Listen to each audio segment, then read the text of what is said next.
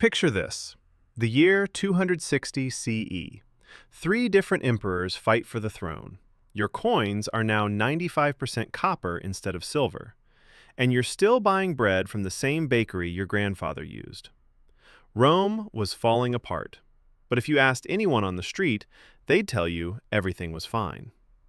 That same year, Emperor Valerian was captured by Persian forces. He died in captivity, allegedly used as a human footstool. His son, Gallienus, took power. The Gallic Empire broke away in the west. The Palmyrene Empire split off in the east. Rome, for all practical purposes, shattered into three pieces. And yet, tax collectors still showed up. Aqueducts still flowed. The Forum still bustled with merchants. Children still attended school. Here's what nobody tells you about the fall of Rome. It took 73 years of the crisis of the 3rd century to break the empire's back. And for most of that time, the average person had no idea anything was fundamentally wrong. How do you collapse without anyone noticing? Between 235 and 284 CE, that's 49 years, Rome cycled through at least 50 legitimate emperors. Some lasted months, some lasted weeks. Maximinus Thrax ruled for 3 years and never even set foot in Rome itself. Gordian I and Gordian II held power for 22 days before both were killed. The average reign length was 11 months. In 251 CE, the plague of Cyprian arrived. Modern estimates put the death toll at 5,000 per day in Rome alone at its peak. It raged for nearly 2 decades.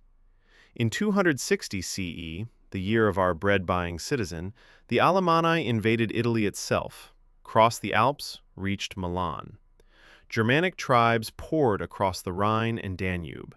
The Goths sacked cities along the Black Sea coast. The empire was hemorrhaging territory, leadership, and people. We have papyrus receipts from Egypt, actual shopping lists and rent payments, dated to this exact period. People were keeping meticulous records while the empire burned around them. Grain shipments, tax records, property sales, all meticulously documented, all processed through the same bureaucratic machinery that had existed for 200 years. The machine kept running, and that's just the beginning. Because the real question is, how do you slowly destroy the most powerful empire in human history while everyone inside it goes about their day? Over the next 14 minutes, we're going to examine something historians call the paradox of gradual collapse, the phenomenon where systemic failure happens so slowly that it becomes invisible to the people living through it. You'll see exactly how Rome's currency went from trusted gold and silver to worthless metal slugs, and why merchants kept accepting it anyway. You'll learn why 50 emperors in 50 years didn't cause revolution, but adaptation. And you'll discover the cognitive mechanisms that made Roman citizens incapable of recognizing their own decline. But here's what might keep you up tonight. By the end, you'll understand why the same mechanisms are operating right now, and why you probably can't see them either. Every empire has a story. Let's find the unexpected twist. To understand how Rome collapsed without anyone noticing, you first need to see what it looked like when everything worked. In 180 CE, 55 years before the crisis began, Marcus Aurelius died. Rome controlled everything from Britain to Mesopotamia, North Africa to the Danube. The population of the empire was somewhere between 65 and 75 million people. Rome itself held over 1 million. It was the largest city that would exist on Earth until London in the 1800s. The Denarius, Rome's silver coin, contained 90% pure silver. You could take one from Britain and spend it in Egypt. Same weight, same value, same trust. The road network spanned 250,000 miles, 80,000 of those paved stone highways. Water flowed through 11 major aqueducts into Rome. The Aqua Claudia alone delivered 190 million gallons per day. These weren't just roads and aqueducts, they were a statement. We're so powerful, we can move water uphill for 50 miles just so you can have a public bath. We're so confident in our future that we're building monuments meant to last 1,000 years. Marcus Aurelius's son, Commodus, took power. He was, to put it mildly, unstable, fought as a gladiator, renamed Rome after himself, declared himself the reincarnation of Hercules. In 192 CE, his own bodyguards strangled him in his bath. Then the empire was auctioned, literally auctioned. The Praetorian Guard killed the next emperor and announced they'd sell the throne to the highest bidder. A senator named Didius Julianus won with a bid of 25,000 sesterces per guardsman, about 5 years' salary for a soldier. He lasted 66 days before being executed. The Severan dynasty stabilized things temporarily. Septimius Severus ruled from 193 to 211 CE. His advice to his sons was simple: enrich the soldiers, ignore everyone else. He increased military pay by 50%. He debased the denarius from 90% silver to 50% to pay for it. That's the moment, right there. That's when the machine started eating itself. His son, Caracalla, ruled next, murdered his brother, granted citizenship to all free men in the empire in 212 CE. Sounds generous until you realize it was a tax scheme. Citizens paid inheritance tax. More citizens meant more revenue. He needed the money because he'd raised military pay again.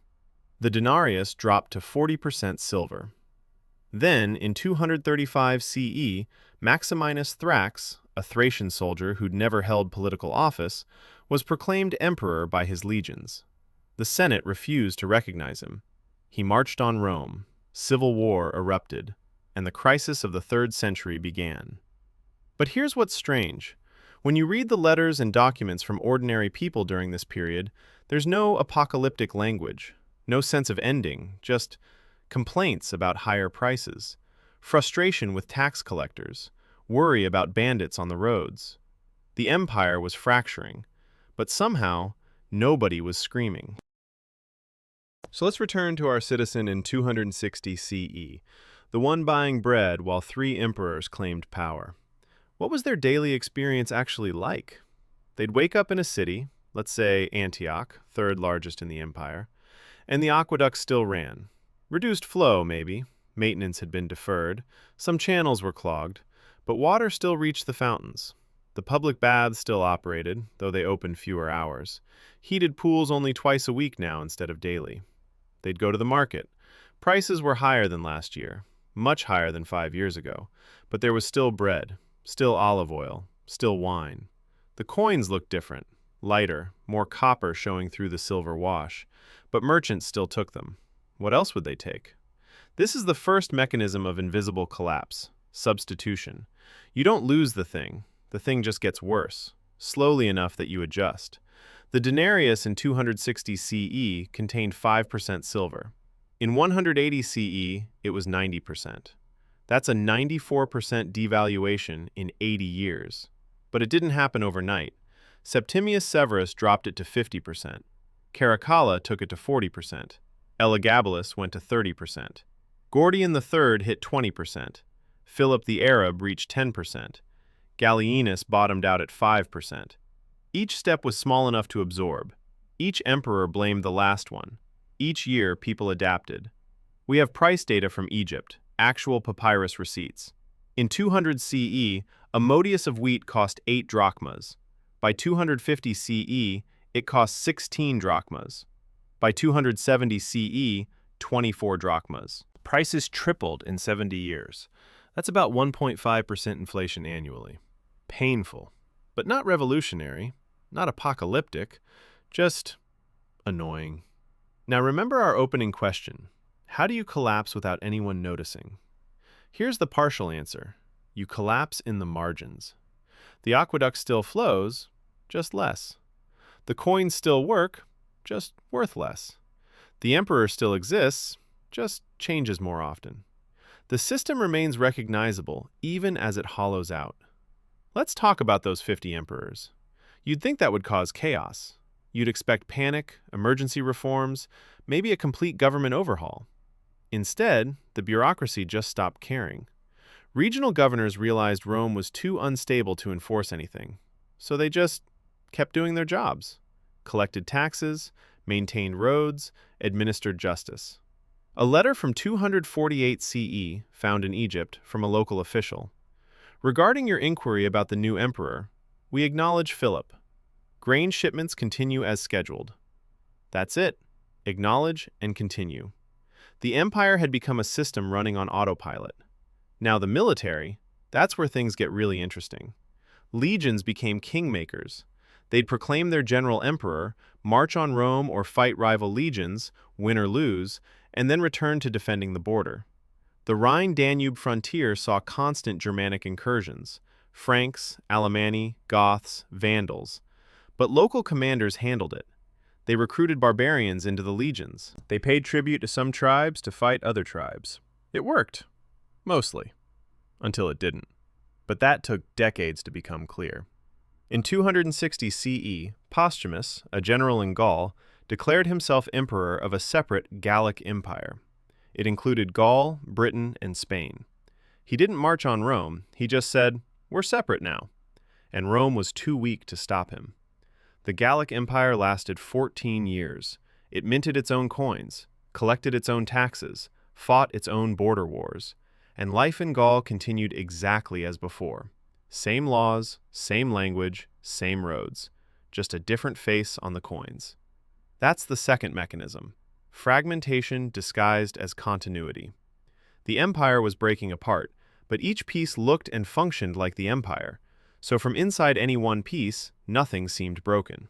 Meanwhile, the Palmyrene Empire split off in the east: Syria, Egypt, chunks of Anatolia. Queen Zenobia ruled from Palmyra. She also didn't march on Rome, just declared independence, controlled the grain supply from Egypt. Rome was now 3 empires. But if you lived in any of them, you were still paying Roman taxes, using Roman roads, living under Roman law. The label changed, the system didn't. Here's the part that should disturb you. This worked for over a decade. The empire was shattered, and it functioned better than when it was unified, because the pieces were small enough to manage.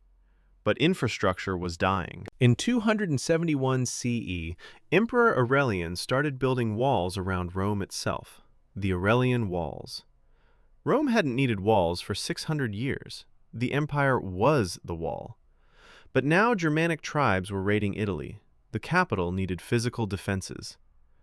Those walls are still standing today, a permanent monument to the moment Rome admitted it couldn't protect itself. Yet even then, even with walls going up around the capital, there was no mass panic, no exodus, no revolution. People adapted. Of course we need walls. Times are dangerous. The third mechanism, normalization. When chaos becomes constant, it stops being chaos. It's just life. So why didn't anyone notice? Why didn't a single Roman writer in 260 CE say, "This is the collapse. This is the end"? Because collapse doesn't feel like collapse from the inside. It feels like a series of unfortunate but manageable problems. Let me show you what I mean with something closer to home. In 1971, the United States ended the gold standard.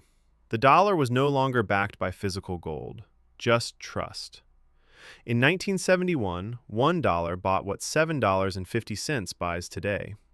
That's an 87% devaluation in 53 years. The average American house cost $25,000 in 1971. Today, it's $417,000. That's a 1,568% increase. But did you panic in 1971? Did your parents? Of course not. It happened slowly. You adjusted. Wages went up too. Not as fast, but enough to feel like you were still participating in the same economy. Sound familiar? In 2008, the global financial system nearly collapsed. Lehman Brothers failed. Banks were insolvent. Governments printed trillions in new currency. In the U.S., the M2 money supply increased 400% between 2008 and 2024. 4 times as much money. But did society collapse? No. You went to work, bought groceries, paid rent. You adapted. Japan's debt to GDP ratio is 264% as of 2024. That's not sustainable by any historical measure. But Tokyo's trains run on time. Convenience stores are stocked. Life continues. The collapse is happening in slow motion. Bond yields suppressed by the central bank. Aging population shrinking the tax base. Infrastructure maintained, but not upgraded. It's the same pattern. The machine keeps running even as it hollows out. There's something about how our brains work that explains both Rome and right now. We judge whether things are getting better or worse based on last year, not on where we actually are. If the decline is slow enough, each year feels normal compared to the one before. If things are 2% worse than last year, that's tolerable. If they're 50% worse than 20 years ago, but you adapted in 2% increments, you don't feel the full weight of it. Rome's collapse took 73 years from the start of the crisis to Diocletian's reforms in 284 CE, and even those reforms didn't save the Western Empire, which fell in 476 CE. That's 241 years from Marcus Aurelius to Romulus Augustulus. Longer than the United States has existed. No single generation experienced the full decline. Each generation inherited a slightly worse empire and called it normal. In 2024, the average American life expectancy dropped for the second year in a row, 78.8 years to 76.4 years between 2019 and 2021, a decline not seen since World War I. Infrastructure spending as a percentage of GDP has fallen from 3% in the 1960s to under 2% today. The U.S. has 50,000 structurally deficient bridges as of 2023. But you still drive over them, because they haven't collapsed yet. That's the final mechanism, the illusion of stability through inertia. Systems built during competent times can coast for decades on momentum alone. The aqueducts Rome built in 100 CE still delivered water in 400 CE. Not because anyone maintained them well, but because Roman engineering was overbuilt. Our interstate highway system was built in the 1950s to 60s. It's still functioning in 2024. Not because we've maintained it properly, we haven't, but because it was built to last. The question isn't whether it works today, it's whether it'll work in 20 years, and whether you'll notice when it stops. The Roman citizen in 260 CE buying bread at their grandfather's bakery wasn't ignorant. They weren't in denial. They were living in a system that had learned to fail slowly enough that failure became normal. The Romans never woke up one morning and realized their empire was over. They just kept going to the bakery, paying their taxes, living their lives, while the world they knew disappeared one imperceptible degree at a time. If this pattern unsettles you, the next question is obvious. What happened when Rome finally tried to fix it? Diocletian's reforms in 284 CE restructured the entire empire, split it in half, quadrupled the bureaucracy, imposed price controls, and created the template for Byzantine survival. It worked. Sort of. For some people.